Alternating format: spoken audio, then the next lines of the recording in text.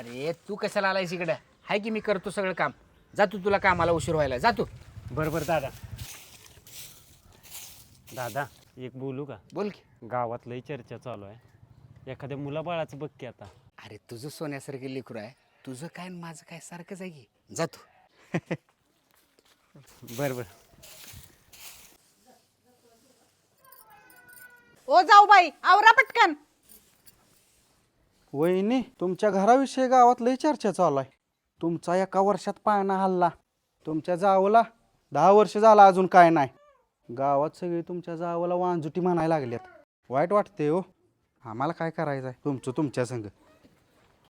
बघितलं का, सगळं गाव आमच्या तोंडावर थुकायला लागलंय. आता बघत काय बसलाय, निघात.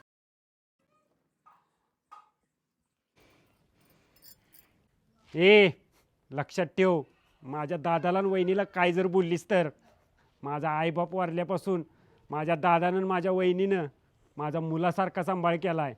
परत जर त्यासनी काय बोललीस तर गाठ माझ्या संग आहे.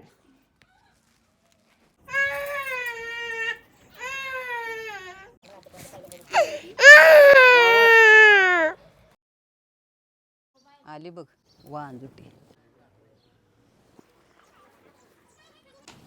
होय हो, आपल्याला 10 वर्ष झाली मूलबाळ नाही. एवढा दवाखाना केला, आपल्याला मूलबाळ होणार का नाही? अगं तू असं खचून जाऊ नकोस. मी एक चांगला दवाखाना बघितलाय. लगेच जाऊ आपण तिकडं.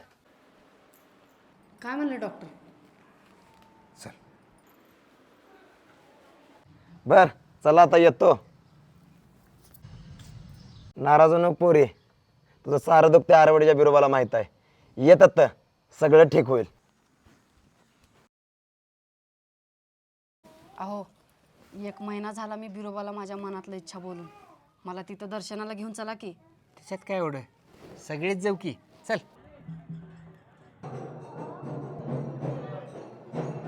मस्त दर्शन झालं बरं का होय देवाचं. होय होय. अगं काय झालं? वहिनी काय झालं? अगं डोळे उघड घे. अरे कशाला काळजी करतोय? पुटुशी आहे ती, तिची काळजी घे. दवाखाना पावला का देव पावला? दवाखान्याच्या प्रयत्नामुळे आणि बिरोबाच्या कृपा आशीर्वादामुळे